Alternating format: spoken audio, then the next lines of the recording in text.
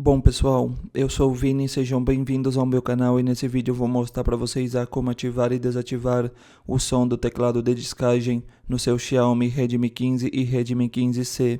Primeiro a gente vai entrar no ícone de configurações, vai descer até a opção de sons e vibração, desce até a opção de configurações adicionais e aqui embaixo temos o som do teclado de discagem, que você pode desativar e ativar quando você quiser por aqui, beleza? Então basicamente esse é o vídeo, rapaziada. Se eu te ajudei, não esqueça do like, deixa seu comentário aqui embaixo e se for possível, se inscreva no canal para mais vídeos.